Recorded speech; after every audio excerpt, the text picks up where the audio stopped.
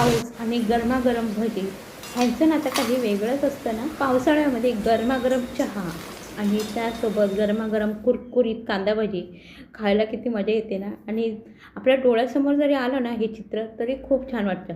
तर बाहेर खूप असा भरपूर पाऊस सुरू असताना पटकन आपण गरमागरम कुरकुरीत खमंग कांदा भजी बनवावी आणि त्यासोबत बनवावा आल्याचा किंवा वेलचीचा मसाला चहा.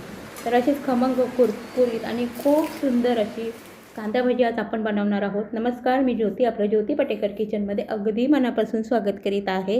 कांदा भजी बनवण्यासाठी मी इथे 4 मध्यम आकाराचे कांदे अशी साल काढून घेतलेले आहेत. आता ही साल जी काढलेली आहेत ते कांदे आपण घ्यायचे आहेत आणि ह्याचा जो वरचा जो भाग असतो ना, म्हणजे जो देठाकडचा भाग असतो त्याचा वरचा आवरण काढून टाकायचं आणि अशा पद्धतीने लांब लांब कांदे आपल्याला कापून घ्यायचे आहेत. उभे पातळसर कांदे हे आपल्याला छान चिरून घ्यायचे. हे पहा अशा पद्धतीने. आणि तुम्हाला जर असे कांदे चिरायला जमत नसेल तर तुम्ही जे पोटॅटो स्लायसर असतं ना, जे आपण वेफर बनवतो ते स्लायसर घ्यायचं आणि त्यावर असे कांदे छान चिरून घ्यायचे. असे आपण कांदे जर पातळ चिरले ना तर मग कांदा भाजी खूप कुरकुरीत होते. हे पहा असे हे कांदे जे चिरलेले आहेत ना, अशा याच्या पाकळ्या आहे ना पूर्ण हाताने असे कुस्करून वेगळ्या करायच्या. आता ह्या जे कांदे आहेत ते आपण एका बाउलमध्ये काढूया आणि ह्यामध्ये बाकीचे मसाले काय घालायचे ते पाहूया. तर अगोदर सर्व हा कांदा आहे ना चिरलेला तो ह्यामध्ये घालणार आहे आणि आपल्याला चवीनुसार मीठ ह्यामध्ये आत्ताच घालायचं आहे.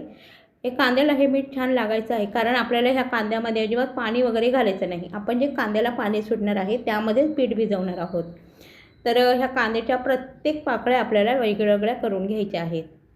हाताने थोडासा कांदा असं चुरला ना की मग हा कांदा जो आहे तो छान असा वेगळा वेगळा आणि सुटा पद्धतीने हा कांदा आहे तो मिठासोबत छान चुरून घ्यायचा आणि हा कांदा आपल्याला 15 ते 20 मिनटासाठी असाच झाकून ठेवायचा आहे. मिठामुळे ह्या कांद्याला छान पाणी सुटेल आणि आपण तेवढ्यातच म्हणजे त्याच पाण्यात पीठ भिजवणार आहोत. 15 मिनटं झालेली आहेत. कांद्याला छान पाणी सुटलेलं आहे, पाहू शकता छान ओलसर झालेला आहे. आता ह्यामध्ये मी मसाले घालणार आहे. तर मी 1 चमचा धणे इथे भरडसर असे कुटून घेतले होते खलबत्त्यामध्ये, ते घातलेले आहे. त्यानंतर अगदी चिमूटभर ओवा मी ह्यामध्ये घालणार आहे.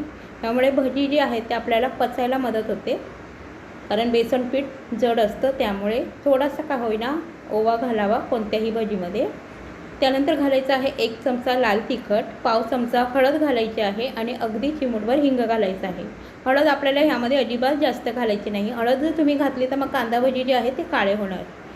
ह्यामध्ये घालायचं आहे 1-2 हिरव्या मिरच्या बारीक चिरलेला आणि थोडीशी कोथिंबीर. आता हे मसालेसुद्धा आपल्याला ह्या कांद्यासोबत छान चोळून घ्यायचे आहेत. अगोदर आपण ह्या कांद्याला छान मसाले लावून घेणार आहोत आणि नंतर थोडं थोडं करून आपल्याला ह्यामध्ये पीठ घालायचं आहे. तर हे जे मसाले आहेत ते कांद्यासोबत छान मिक्स झालेले आहेत, पाहू शकता. आता ह्यामध्ये मी घातलेलं आहे बेसन पीठ. तर 1 कप मी बेसन पीठ घेतलेलं आहे. थोडं थोडं घालायचं आहे, सगळं एकदम घालायचं नाही. कांदा भजीचा आपल्याला कांदा जो आहे तो जास्त हवा आहे आणि बेसन जे हवं आहे ते कमी हवं आहे.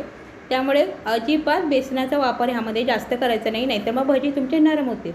थोडंसं बेसनाचं पिठाचा वापर करायचा आणि त्यामध्येच आपल्याला हे भजी करून घ्यायचे आहेत. तर पाहू शकता मी अर्धा कप ह्यामध्ये बेसन पीठ घातलेलं आहे आणि त्यामध्येच मी कांदा छान चुरून घेतलेला आहे. आता अशा पद्धतीने आपल्याला तेलामध्ये छान भजी सोडायची आहे. म्हणजे सगळं असं एकदम गोळा नाही सोडायचा, थोडे थोडे हात आपल्याला असं विस्कटवत जसं आपण एखाद्या पदार्थावर जशी आपण कोथिंबीर स्प्रिंकल करतो अगदी त्याच पद्धतीने भजीसुद्धा तेलामध्ये सोडायची आहे. पाहू शकता अर्धा कप बेसन पीठ राहिलेलं आहे. मी अर्धा कपच बेसन पीठ इथे वापरलेलं आहे. 1 कप बेसन पीठ मी अगोदर घेतलं होतं. आता आपण भजी तळायला घेऊया. तेल छान गरम करायचं आहे, गॅसची फ्लेम मिडियम करायची आहे आणि ह्या पद्धतीने कांदा भजी आपल्याला तेलामध्ये सोडायची आहे.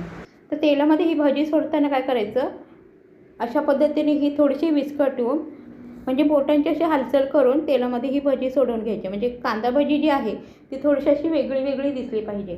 ही भजी जी आहे ती आपल्याला मूग भजी किंवा डाळीची भजी जेव्हा आपण बनवतो ना, म्हणजे असं एकत्र गोळा करून तशा पद्धतीने नाही तळायची. थोडीशी वेगळा विस्कटवून आपल्याला ही तेलामध्ये सोडवून छान तळून घ्यायची आहे. तर इथे पाहू शकता मी सर्व जी भजी जेवढी मला तळायची होती ना तेवढी मी तेलामध्येही सोडून घेतलेली आहे. आणि भजी सोडल्या सोडल्या आपल्याला चमचा लावायचा नाही याला, नाहीतर मग भजी जी आहे ती खूप विस्कटू शकते. त्यामुळे भजी व्यवस्थित ह्यामध्ये सेट झाली, थोडेसे बुडबुडे कमी झाले की ह्यामध्ये आपल्याला अशा पद्धतीने हा जो झारे आहे तो फिरवून घ्यायचा आहे. म्हणजे सगळीकडून ही भजी छान तळली जाईल. पाहू शकता छान याचा रंग म्हणजे बदललेला आहे आणि खूप छान सोनेरी झालेली आहे आपली भजी. आणखीन आपण 2 मिनटं ही छान तळून घेऊया आणि ही खालवर अशी उलटसुलट करत राहायची आहे, म्हणजे संपूर्ण सगळीकडून हा कांदा जो आहे या भजीमधला छान तळला जाईल आणि त्यामुळे आपली कांदा भजी छान कुरकुरीत होईल. पाहू शकता भजीचा रंग खूप सुंदर आलेला आहे. आपण ही तेलातून काढून घेऊया. खूप छान आपली कांदा भजी इथे तयार झालेली आहे. तर ह्याच रंगावर आपल्याला कांदा भजी काढून घ्यायची आहे, कारण ही भजी आपण तेलामधून काढल्यावर सुद्धा याचा रंग बदलतो, कारण ह्यामध्ये कांदा आहे आणि कांद्याची प्रोसेस जी आहे ती तोपर्यंत चालू राहते जोपर्यंत हा गरम असतो, त्यामुळे तो जास्त काळपट होऊ शकतो. आता आपण दुसरी बॅचसुद्धा सोडलेली आहे, म्हणजे राहिलेले जे पीठ होतं ना ते सुद्धा सोडलेलं आहे आणि त्यामध्ये ती मिरच्यासुद्धा सोडून छान तळून घेणार आहे. आता ही कांदा भजी आपली तयार झालेली आहे. आपण ही सर्व करून घेऊया. तर खूप सुंदर, खूप चविष्ट, खमंग, कुरकुरीत अशी कांदा भजी आपली तयार आहे. त्यासोबत गरमागरम आल्याचा चहा. तर खूप छान कॉम्बिनेशन आहे. तुम्ही एकदा नक्की बनवून पहा आणि मला कमेंटमध्ये नक्की कळवा. आजची रेसिपी, आजचा हा व्हिडिओ तुम्हाला आवडला असेल तर व्हिडिओला लाईक करा, शेअर करा आणि चॅनेलवर जर नवीन असाल तर चॅनेलला सबस्क्राईब केल्याशिवाय जाऊ नका. भेटूया असाच एखाद्या खमंग चविष्ट रेसिपीसह. तोपर्यंत धन्यवाद.